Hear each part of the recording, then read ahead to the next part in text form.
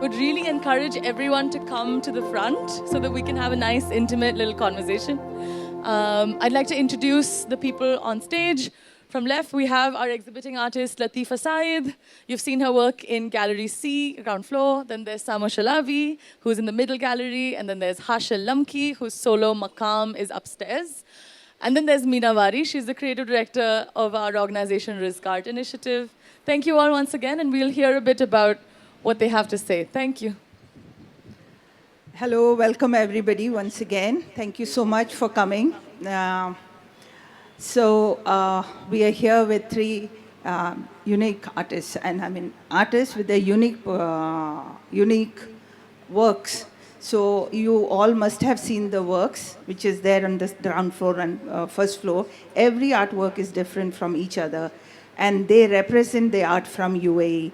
And UAE, as you all know, it's a cultural hub. I was there for the last 6-7 months. What I realized is that it's like mini countries. There are so many people, and they represent UAE, and they have their own tradition and culture and their own upbringing from their own regions. So how they are working with that and the world around them. I would go one by one to each artist, but while they introduce Samo, while you introduce, I would also like you to talk a little bit about your work, because when I look at your work, I'm kind of reminded of Mike Bakhtin. You know, Mikhail Bakhtin, yeah. He talks about this whole idea of masquerading, the whole idea of carnivalesque, where there is a kind of subversion, at the same time there's some kind of liberation. So I want you to, I don't know whether you are thinking in those terms, because I have not spoken to you anything about it, but I really want to know whether there is some kind of that kind of a thought that has gone into the process of your work. And please introduce yourself while you also think about it and talk about this. Hello. Hi, everyone. I'm Samo Shalaby. My work is, it explores a lot of different themes. I do play a lot with identity and culture and this sort of playful performance and balance between contrasts. So masculinity, femininity, dark and light, good and evil. And I think I kind of use the costumes and the whole glitz and glam of it all to use it as a sort of armor or a mask or a facade, so the audience can have a more interesting journey to dismantle and deassemble that and relate to it in their own way.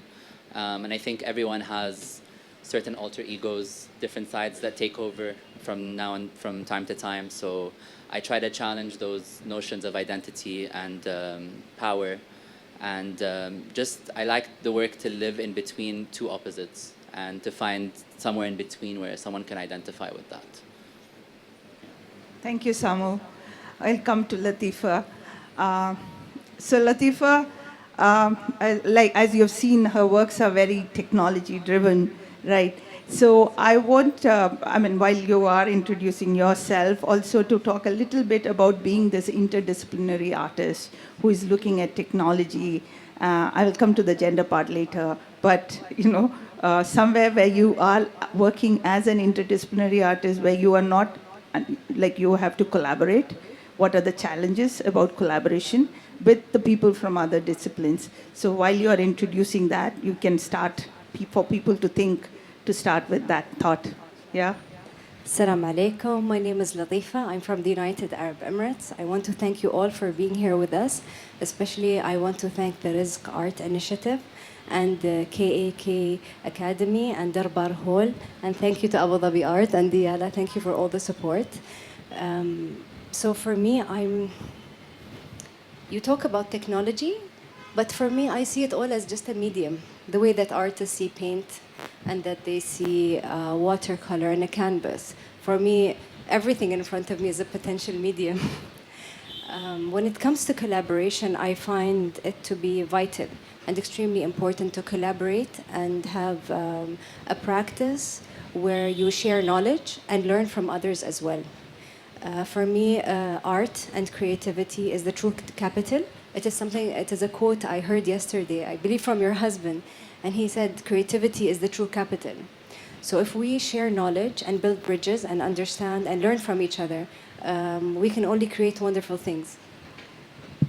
Thank you, Latifa. Coming to you. Hashel. Hashel's journey is what he has depicted there from 2004 onwards to 2022. And Hashel, it's a wonderful way for all the artists here also to kind of go through your journey. And as an individual and an artist, how does the place or how does the topography of the place connect with the anecdotes and dots that you have been talking to all of us about your works? And how does that place become so important to you? Hello, my name is Hashel. Thank you for the question. And I think I've seen my work in multiple presentations in the past, but like being here at Darbar Hall, it was the first time to kind of like allow new readings to integrate in the conversation that I was having previously. And I think looking at the work from a different lens definitely enriches the work itself by allowing new conversations, new audiences, new readings of the work that was presented at least like 3 times before. And that's something beautiful and meaningful to respond to the architectural features of the space, but also the way you and Malvika were grouping the works and presenting that. I think that's like something powerful to allow to let go of my authorship, but also new conversations to spark. Thank you. Anybody at this time from the stage has any questions for the artist from what you've heard? Yeah?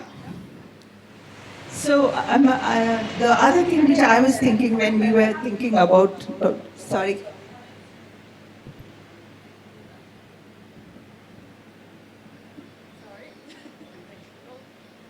Hi, thank you to Meena to invite Emirati artists to be here in Kochi. Thank you for Rizq and Shafina and all the group to be also will be here.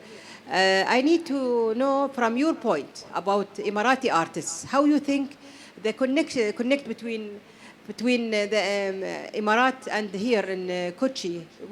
Did you feel something? There is a connect. There is because the theme is from Anashur to Shur. Yani something connect, you know.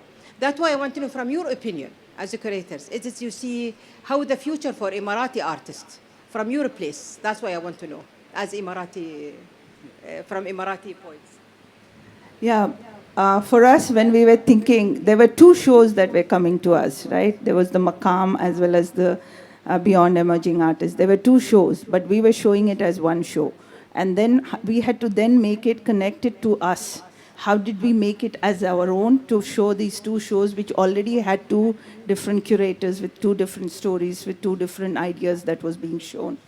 So when we were looking at it in India, like in Kerala, like I said yesterday also, we have a legacy going back of our connecting from that show to here. There are a lot of poetry written, there are a lot of books written, there are a lot of films made with people, basically the trade winds that connected both the shows.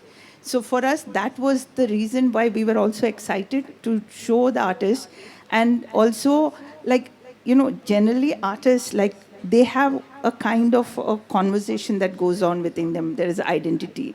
There is this whole politics of your own self that is always working within them.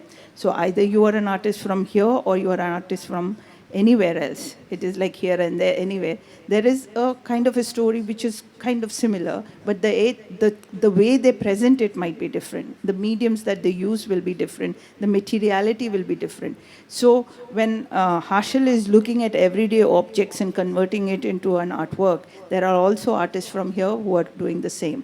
So it doesn't, for us, it's just the notes that we have brought from there to share. So it's not completely different or anything, but it's the notes, but it binds them all. That's the reason. Yeah. So, so it goes back to Hashel because I talked about the materiality. If you can talk a little bit about the materiality of the works that you have shown here and how you have used, that art povera ness is there at the same time it's not there, and the way you have used the everyday material, but it's like again reflecting yourself through that. So if you can talk about a little bit. Um, I'm a painter at heart, just to clarify. And when I do sculptures or like found objects, upcycling, I consider that as like a punctuation throughout the process of creating paintings, while the paint is actually curing. But I've always been interested in sustainability, like prior to sustainability being a thing or a phenomena today that we all talk about. I think I was raised in a house where we were always conscious about like consumption and recycling and reusing. And that like stayed with me throughout my childhood. And then I went to New York and I joined Parsons, and that's also opened more conversations towards like sustainability. And I joined the School of Constructed Environments. And once I returned to Abu Dhabi in 2014 and established myself as an artist there, this became like a theme that I became interested in more, and presenting like just my own waste as an individual living in Abu Dhabi. What do I leave behind? And I've always felt like this idea of detachment from our daily consumption, it goes into the garbage chute, but it goes to a place. So there is that idea of like, where does that go? What does that mean? And it started with a single bottle, a single alphabet in the tower. And from there, it kind of like built on and on and on. And I think this is the first, tower is the first time where I look at it as a single work, where before it was individuals. And it's similar to like, just being in a building and and anywhere downtown Abu Dhabi. Every unit is unique and it has its own story and it has its own vibrance, and that's where the light becomes important to kind of like give that idea of hope. When it comes to the other sculptures, when I do the semicolon or horn or big man, they actually grow with me in the process of the studio. So this work have already been exhibited, went to different shows in different forms. And then when they return, I just reshape them and give them a new finish. And the finish is actually coming from the stretching and the framing of the paintings, because I do the stretching and framing in the studio, and the sawdust is actually collected from that. So everything is actually in kind of like a motion and, connecting and feeding each other. So that's how it works. When you were talking, I was thinking about, because we did a show in Rizq Art Gallery where we had young Emirati artists. All of them were young, and it was called Seen Unseen. It was looking at the young emerging artists from Abu Dhabi, UAE generally. And one thing which I noticed, one of you can answer. One thing which I noticed was that all of them used this whole materiality, like using found objects or found or things like, it's part of their own homes, became part of it. I was then thinking whether, people like Hassan Sharif and, all of them had this thing of using so historically like in the contemporary art history of UAE, there has been a lot of artists, including Mohammed Qasim, not Mohammed Ahmed Ibrahim, I think. Qasim, I'm not seeing so many. Ahmed Mohammed Ahmed Ibrahim and Hassan, their works. I saw this whole full show of Hassan at Sharjah Art Foundation a couple of years ago when they were doing his full show. So everywhere he's used, even Mohammed Ahmed Ibrahim came to Munnar where we were. He found like little packets and he made something. So he wouldn't sit idle. He's creating things with whatever he's finding, and then something is coming out of it. So I want you and even from these young artists, we saw that there is kind of a influence or something. What do you people think? Am I reading it right, or is there something else involved with it? Any of you can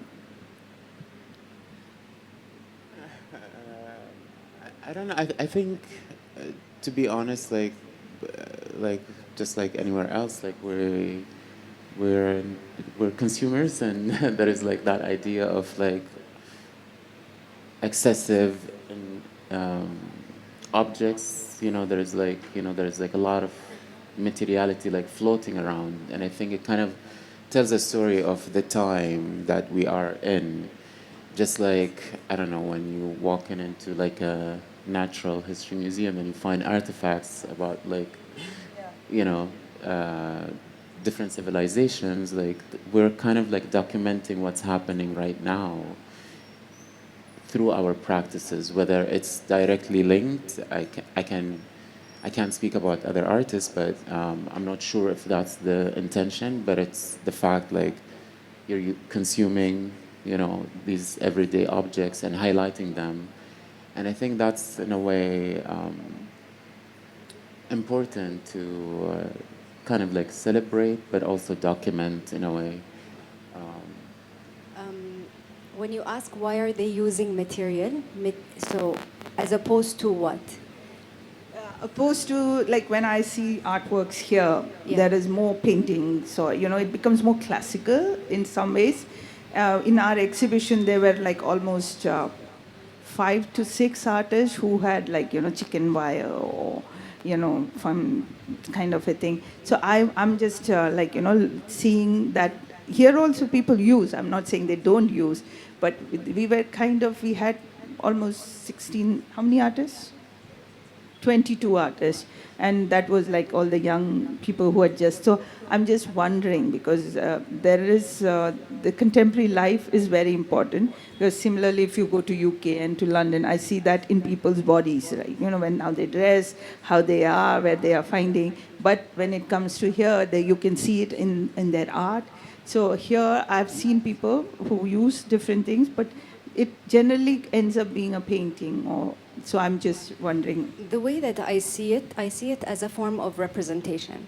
Even when we use painting, what is the paint and the medium representative of, and where does it come from? And it brings with it the whole history of painting on canvas. So I believe that the fish wire brings a lot of information, brings a lot of history, it brings a lot of something that is relevant to our region. And there's a collective understanding and a collective knowledge about these materials that all of us from the region can sort of connect to. Yeah.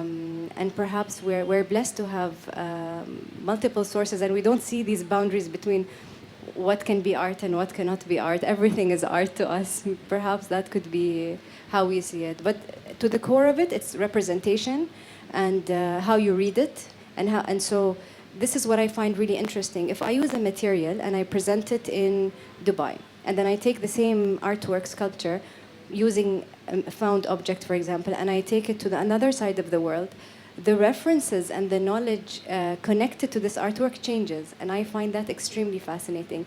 It adds content to the work, the way that the viewer perceives it. So this is what's fascinating, I believe, about using material. Do you want to say something?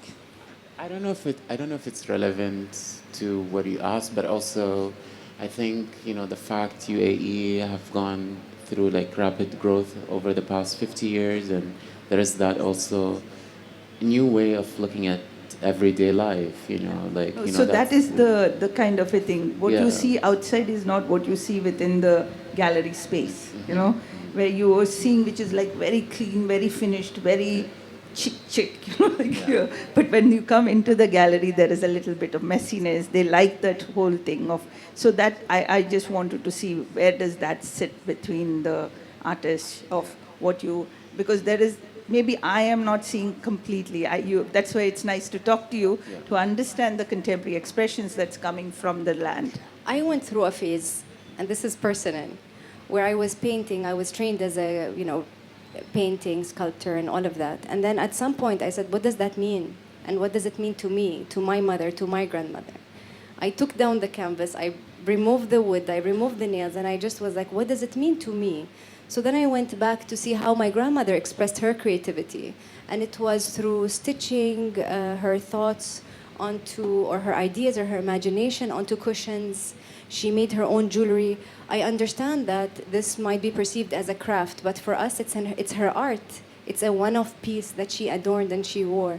And so I found that so inspiring. And that's the moment where I felt that I was released from the limitations of the categories that are created in the art world, that this is, the painting and sculpting and digital and all of that. In my mind, it's just one big bubble, and we can explore whatever we want, No, so that's my personal journey. I'm Like not you sure said, about you the got liberated from your little kind of the silos that has been Yes, created. why for, is it a cube? Yeah. Why is it not occupying a space?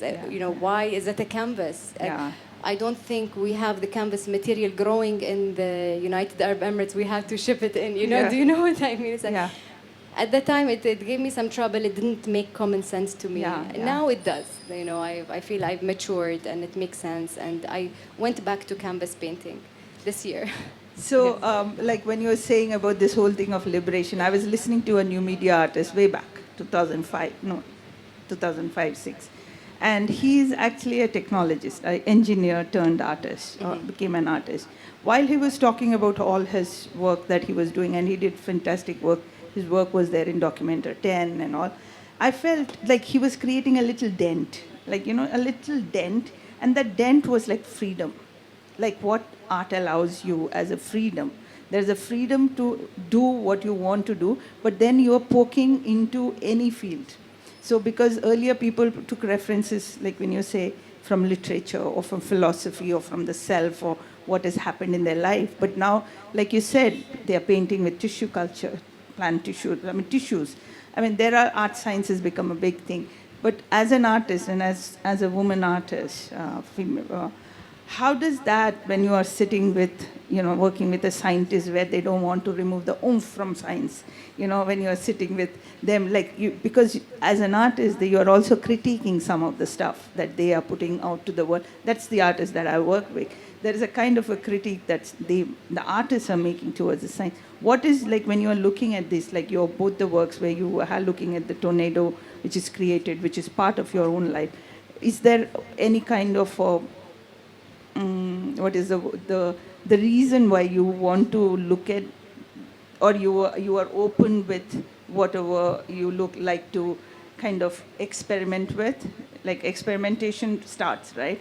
When you are imaginative, then you start experimenting and then you start creating. What is the question? The question is, what is your kind of like you said, you've gone back to canvas, but when you are looking at works where you want to mix these kind of mediums, the material, like you said, this is a medium for you to express. What is that, what you get out doing this versus doing something else? Because here you are kind of fidgeting with different mediums, right? For me, it's all the same. It's everything I have learned by collaborating with artists and mathematicians and scientists. I brought all that to the canvas. So maybe I did not go back to the canvas. I reintroducing myself to the canvas and being extremely intentional about the size of the canvas and why is this, the length by the size. I make sure that is based on the golden ratio, for example. All my canvases are based on the golden ratio. I'm more intentional. I find that it's not a given because it's sold in a store and this is how it's done. I make it all from scratch and it's fully intentional. So I've reapproached it with a new, stronger intention and a new fascination. So So, like, sorry, I can go on about this for a long time. Yeah. No, going back to Samo. So, Samo, tell us, like, when I was talking about this, when you also use the word masking, you also use the word that you're looking at this whole thing of dark and night. Tell us a little bit more about this whole process. All your works remain in the same kind of space, or you kind of traverse, you move around in different areas? Because there are some artists who just sit within that, but you also make references to art history and others, right? So can you give us a little more about your own practice, which is like, how did you reach to this stage, or you were always working within this kind of space? And you said you studied in UAE first and then went to study in London. Did that make was there a kind of a progression, or you went back, or some influences? I think for me, is this working? Yeah. I think for me it was, I get this question a lot, like, where are you from? And I'm like, I know where I'm from, but I don't really feel like I've ever really belonged anywhere, because I've moved around quite a bit. And I feel like I picked up so many different things from everywhere that they've all influenced me in their own way. For example, growing up in Cairo, there's always this bridge between old and new, and so many things from different cultures because of King Farouk and all the antiquities. So all the house was filled with things from like completely different places, and that eclecticness, that excessiveness, all kind of contributed to my work. Like seeing things that were so kitsch and things that didn't suit each other, all within the same context, really informed how I work. So I like to just put so many things within the same frame and like kind of see how they work, and they end up merging quite well. But for me, like you were saying, like, you know, the dark and light, and you know, all these opposites, I like that in between space, and I find it really interesting. So even like with the antiques and like speaking about the found objects, I like to merge past and present, and kind of see it in a different light, and kind of not reinvent the object, but highlight it in a way that it hasn't been seen before. And I'm really interested in like forgotten things, like things that someone wouldn't find interesting, or like they're like, what is this tiny little useless frame? What would they use it for? There's so much context behind that that I find so fascinating. So art history and context really informs my work, and the study of pigments and color and what that color means historically in different areas around the world, and politically what that can mean, it carries weight.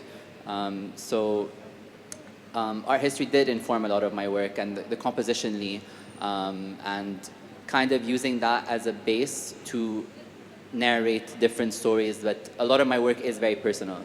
So they're almost like, it's therapy battled out on a canvas. So it's like battling my demons and the angels and putting it out there. Then through that, I solve it and I put it to rest. And it's kind of like a time capsule of who I was during that time. And then that's how I move on, and that's how I grow. And then speaking to people from all over the world, from different places, and them relating to certain parts of it in their own personal ways really adds to the narrative, because it makes it much more special. As for me, like, you know, artists, most of the time, they're alone in a room for days, weeks, months, and then all of a sudden you have to go and like talk to people and like communicate yourself, and you're like, where am I, who am I? And then when people like see that, and they can exist in that world that you've created for yourself and for others, it makes the work much richer, and it really contextualizes everything, and you feel a bit more safe to communicate who you are, what you're about, why you're doing what you're doing. And I think throughout my practice, I started predominantly as a painter. My mom is a painter, my aunt is a painter. So we grew up in a very creative family, and they were both so different. So my aunt was very loose and very spiritual with her strokes, and very like intuitive. And my mom is super detailed and super perfect and planned. So I got this complete contrast and found this shift in between, where I was kind of like creating from the soul, but also striving for perfection. But I learned to kind of let go sometimes, not all the time. I have a hard time with that, but I think having that and growing up in such a kitsch environment with so much like excess emotive reactions, like, you know, Arabs were all very dramatic and emotional, so like everything was extra and over the top, whether that be positive or negative. It all kind of contributed to the way I think and how I approach things. And then I discovered a lot of different disciplines, so theater, costume, stage design, antiquity, symbolism, storytelling, and that all kind of came into one frame in one place. Then it just made sense, like, oh, this is what I want to do. It's no longer just a skill, it's from the soul. Have you tried doing this as costumes, some of your own costumes? I can't stitch to save my life. But, No, but you could get. But I draw costumes. all the time. Most of the costumes I put in my paintings, I design them. And for me, as someone who usually wears themselves on the outside, it's kind of dimmed down now. I think that you tell a lot about yourself. It's almost a self-portrait of who you are or what you're trying to say on a subconscious or conscious level. So I think the costumes in my paintings are it's very intentional, like what they're wearing, why they're wearing that, what are they trying to say, who do they represent, what era are they from. So I think costume is a huge tool to communicate. And you were also talking about the headrest, which the bed frame. The bed frame. Yeah. Is there that connection also apart, because like the costume has that era, the bed frames also have some kind of a thing, or you just it's part of a found object? No, it's I made those. The only one I didn't make was the bed frame, but the gold and the silver frames, I designed them, and those are references to my architectural passions. Like I love Art Deco, and I love Art Nouveau, I love neoclassical architecture, so that was my way of kind of like, I wanted those paintings in particular to have the shrine element. You know, when you walk into a temple or a church or a mosque and you have like these grand podiums that you just feel like are little portals into another world. I wanted to evoke that feeling. So it feels like it's almost a world you can step into, and having that architectural entrance is very inviting. It kind of invites you to step up into it. And the bed frame, I actually wanted to create it. It was a very special day because I was panicking and I had very little time to create it. There was no water in my house, no heating, and it was freezing. This was back when I was in London, and I had 2 weeks to do a stage painting, which I promised. I was like, oh my God, what am I gonna do? And I just came back from Rome. I was assisting another artist, and I couldn't even find the canvas ties that I use. I couldn't find the canvas. My carpenter, who I work with in Egypt to create the frames, was not in London. I was like, please God, give me a sign. And I really prayed it from my heart. And then this truck moved, and I saw this bed frame this antique shop was getting rid of, and I was like, you're kidding me. So I took it, and it was covered in water. It was resisting paint. It was so abused, and I was like, you're perfect. You're exactly what I needed, because I knew that this painting I wanted to do was between sleeping and waking. So it actually just made perfect sense. A bed frame for this painting was perfect. And then that painting is between two everything, so life and death, and only between two colors. I've only used a light emerald green and a Prussian blue to paint the painting. So it's, once I give myself sort of guidelines within a series or within a painting, I'm very much disciplined and I stick to it. Because I think having too many options, you don't actually know what to do. But when you have some sort of discipline or restrictions, it gives you a direction. That'll teach you something new about yourself. Good. Thank you so much. Anybody from the audience want to ask a question?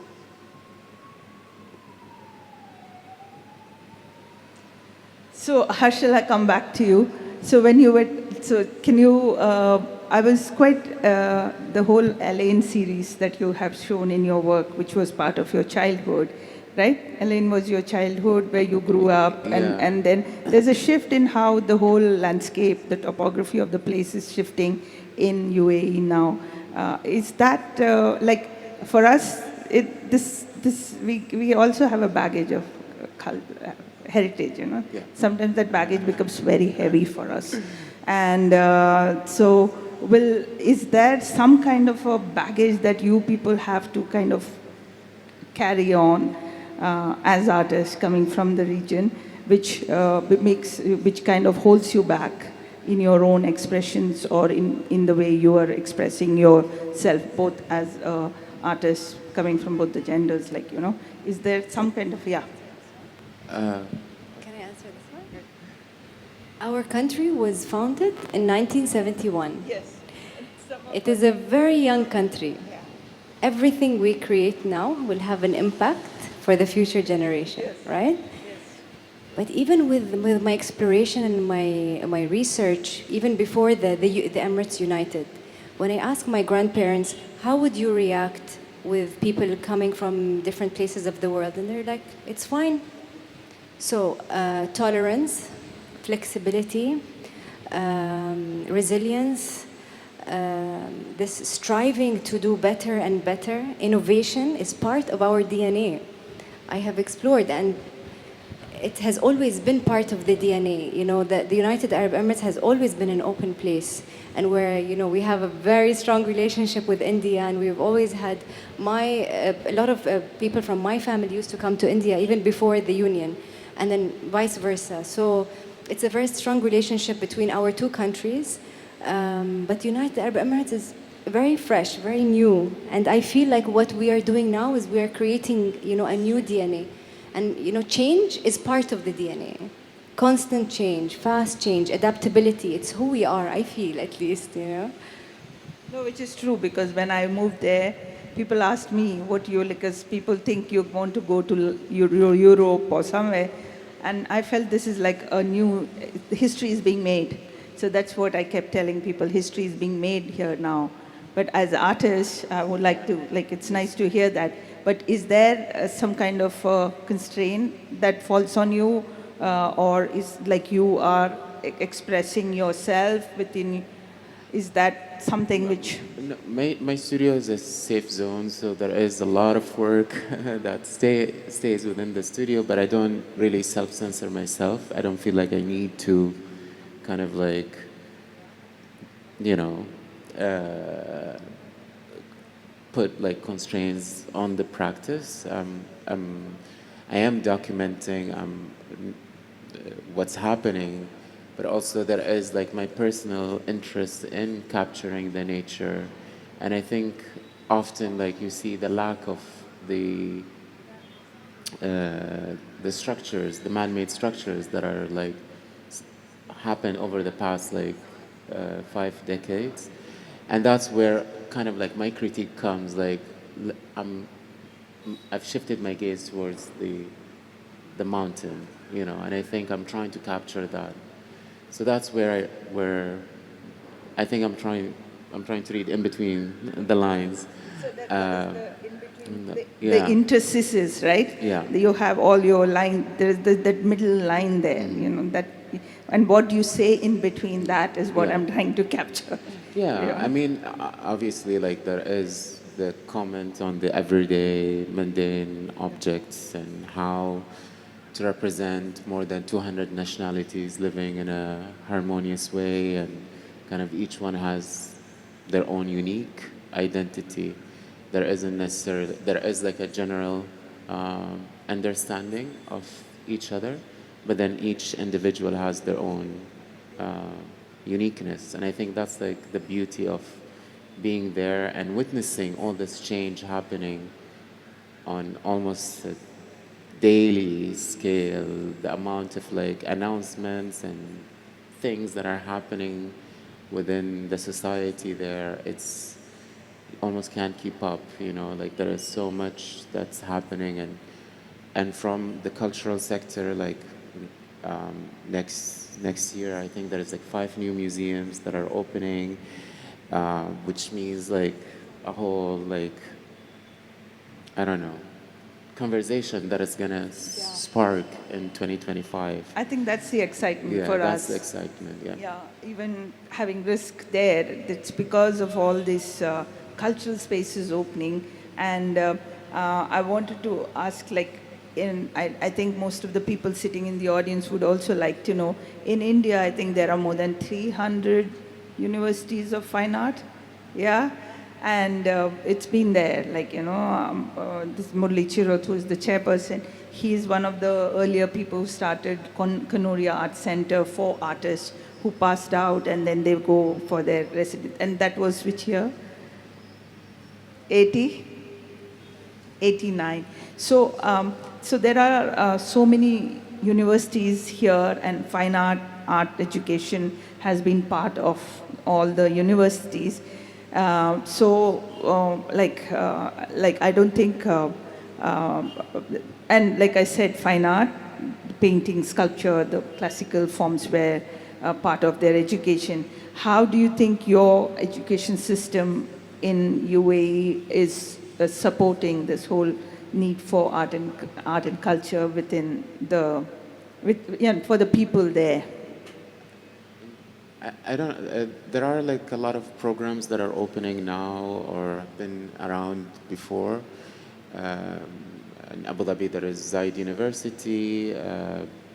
2 years ago, they opened the campus for male students. So now male students can study fine art. There is NYU Abu Dhabi that offers some sort of a visual program. There is Sorbonne as well, art history. So slowly that's kind of emerging and like preparing a new generation for these institutions once they open next year to be integrated into the cultural sector.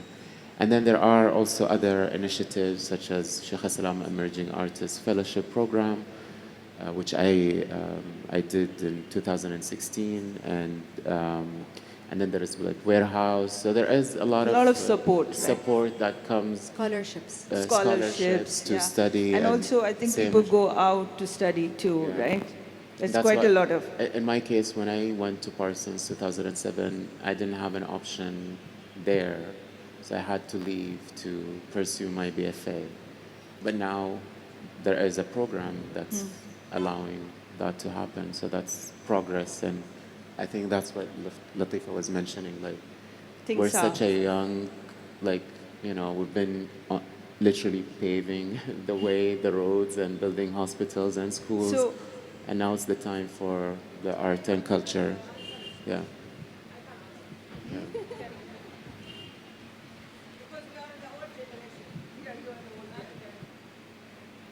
Because the time we talk about UAE, we are not 71, what she mentioned, Latifa. Before we are we are the old generation.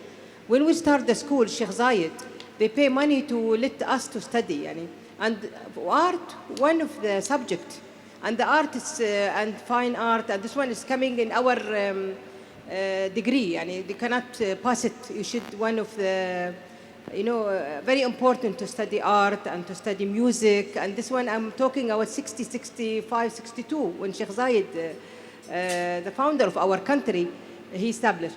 After, when it's coming the Islamic, they said no haram, and this one not, you should have art is the forbidden, to figures, and this in Muslim, that effective little bit. But after they realize it's very important, the art is part of the education. But from beginning, before the union, we study the art, we study philosophy, we study logic, we study everything, we study French and language. Sheikh Zayed, he push the people to difference between the religion and between the education and culture. And that's why when you go to history of UAE, 2000, before it's the Saruq, they find it in architecture, archaeology. It's a long time. We have all this object. And that's why we are not new.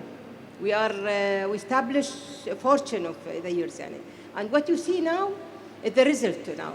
As we have all this, the Louvre Museum and the Guggenheim and all this, one Saadiyat culture hub now. Now it's coming, it's all coming from beginning. And that we are not new. We are more than Sheikh Zayed founder. We have all this you see now. This the blood. We established that thing. We are not new for that things. No, it's already they teach us and it has been there. But what we're saying is the innovation, education, and the strive for better and better is in the DNA. No, this one from beginning. When we are the first generation who study. Yeah. We have art. We have music. We have all these things. We have it all. It's what you see now. The result. From beginning. The result, but it will keep going. It will keep, sure. Now we have a hub for education, culture. This one, it's a part of our mention for our leader, for our country. Thank you. Thank you so much, Asma, for saying this, because for 300 odd universities in India, and I don't know how many colleges in Kerala, this is one of the international shows that's come. That's just a point I'm trying to make here. While there is Louvre and there is Guggenheim opening up, and for the students there is so much more opportunities. Yeah, for them, to go and see a good show, you hear, it's something you either go to Delhi or, it's because India is too large, can't blame it also. Yeah. Anyway, thank you so much. Anybody from the audience would like to ask questions? Sorry? Sorry? Would you speak 2 words about Abu Dhabi Museum? The Louvre. Louvre. Anybody wants to? I think we have a DCT. That's her. Yeah. So what is the question? Yourself also. So my name is Alia Ahmed Al-Yassi. I worked previously at the Louvre. I was one of the members who established Louvre Abu Dhabi. Since 2017, I was working there until 2020. In 2020, I made the choice to leave the Louvre Museum and join Abu Dhabi Art, and I manage patrons and collectors in Abu Dhabi Art. So what was the question about the Louvre? So the Louvre is a historical agreement between the United Arab Emirates and France, and it's owned by the government of Abu Dhabi. We work closely with other foundations and cultural institutions in Europe to organize different programs like the permanent collections and exhibitions that happens in the Louvre. Previously, we used to open like around different 4 exhibitions, that's international exhibitions that fly between the museums, and we also have the permanent collection in the museum, and you're more than welcome to come and visit the Louvre, and I'll make sure that I pass my information for you. And whenever you're in Abu Dhabi, please feel free to contact me, and I'm more than happy to take you around to the Louvre and show you Saadiyat Island. So in the Louvre, the nice thing is the team in Abu Dhabi is separate from the Louvre Paris. So it's not the same one. We do have a separate scientific team and curation team that work on the collections. We do have the artwork that's owned by the government in the United Arab Emirates, and we do have some artwork that's on loan, and that's go on rotation. However, we work closely with the Louvre Paris for different projects, and there is an agreement between the museums. So we do have rotation, but not all the pieces change.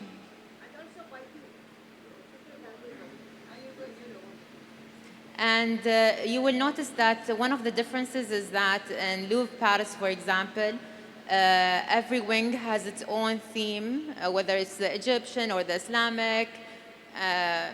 But you have been to the Louvre Abu Dhabi, where we link it in different way, where we put, for example, I'll give you an example, just because we don't want to take time from this beautiful talk.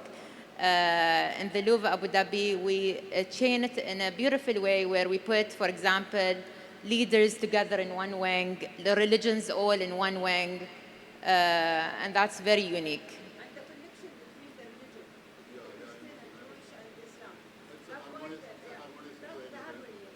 So there is a chain between the artwork. Yeah? Thank you so much. You want to add? Hello everyone, thank you for coming. My name is Ahmed Al-Arif Al-Bahri, and I'm a multidisciplinary artist based in Abu Dhabi. I'm here actually to support my artists, friends, and at the same time it's a beautiful message that we would like to send from Abu Dhabi towards Kerala, because as Meena explained, there is a lot of exchange historically, and now we can see that culture is being exchanged.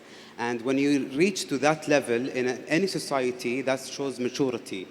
And it's a very strong message that the UAE is actually able to send this culture somewhere else with a very rich culture, of course. It's an honor and so noble to do this sort of programs. Just I wanted to add one more thing about the Louvre as a project. So as Alia mentioned, it's a cultural inter agreement with two governments, and it's with the 12 museums, 12 institutes in France, more than 12 now, started initially with 12. There is an agency that is responsible to do the rotation and all. As well, the amount was used to restore some of the palaces back in Europe with the same amount that has been used to do the museum as well.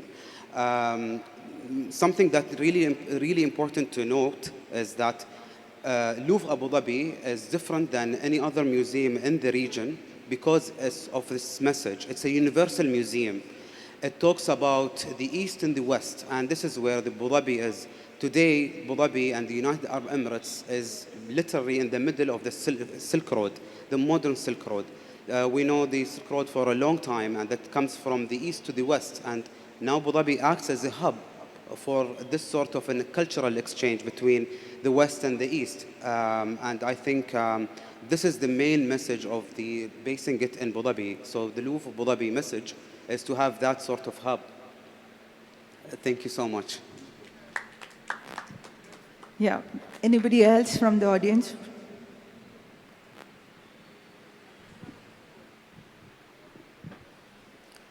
My name is Taj Bakka, and congratulations to all the participants and the team.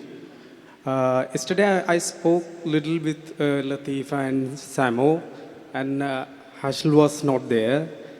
And there is a title, Notes from Another Shore, but I felt we are from same shore, same heart, same kind of thoughts. And yeah, Latifa's works was telling about the tornado issue in Arab countries, like especially about UAE. The same kind of, environmental changes happening in Kerala too. Kerala has a very long, seaside, and it is getting destroyed by day.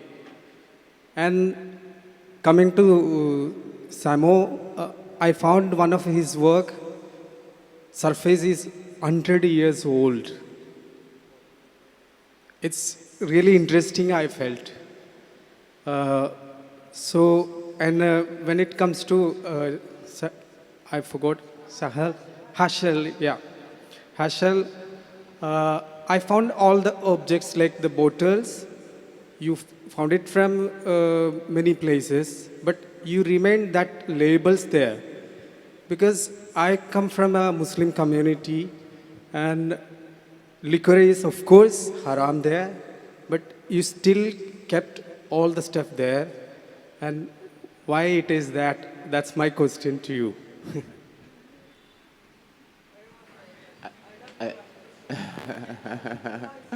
I don't think it's about the history of what it was. It's about the idea where it transformed and how beautiful it is once it was about to be discarded.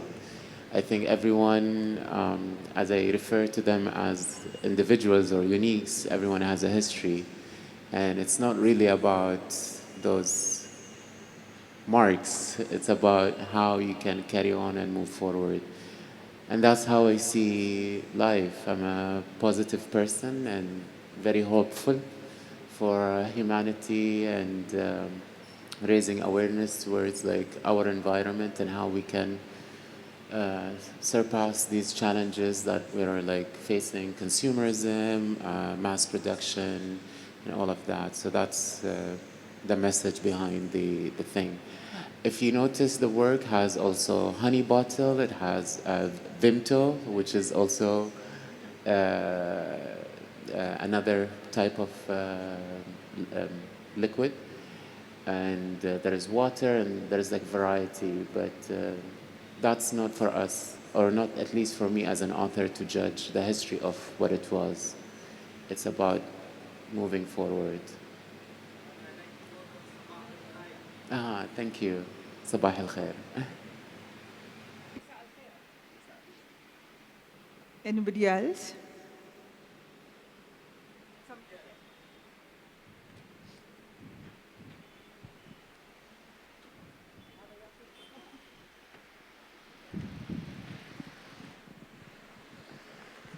I was wondering, like, when you create a work of art, does the question of identity come in? Like, your identity as a nation in a particular geographical position?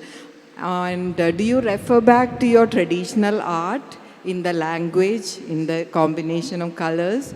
Or are you more aware of Western art traditions and do you refer to that in your work? Is that clear? I mean, to anybody, anyone. I like to mix different references from everywhere, from where I'm from and where I've been to, what I find interesting. But it all it depends. It's quite intuitive. It's not as conscious, but it's something I'm looking to be more conscious about, I guess. But yeah, that's me. Dust devils exist on Mars. So there's an outer space element. Yes, I'm from the desert, and my work is about the desert. It involves sand, but so desert also exists in the universe. So I feel this is the only answer I have. And also it depends on, like, I'm sure all of you have traveled a lot, lived in different places, but I think some of the artists here might have only been in one kind of a space. So then the influences will be always from where or what's the life one leads to influence the kind of works that comes in. But I think always the identity is the main core, right? Yeah, anybody else from the... So I'm going to wind up this evening, and I'm quite so very happy to the Abu Dhabi Art and also for this whole project, the Beyond Emerging Art, as well as where they selected 3 artists with 3 unique practices with their material that they used or the medium that they used. It was so completely, so there are like 3 different stories in each room. So there is Al-Maha's room and then Samo, and so there are 3 artists there but with unique practices coming from the same place but with very different works. Similarly, Hashel's is a different work where I think DCT has Gateway as one of their projects where they select one artist and the artist then works with a curator who is also selected by the organization from the institution, from the government, cultural department. And then they work with the artist over a period of 2 years to put together their practice, their whole thing.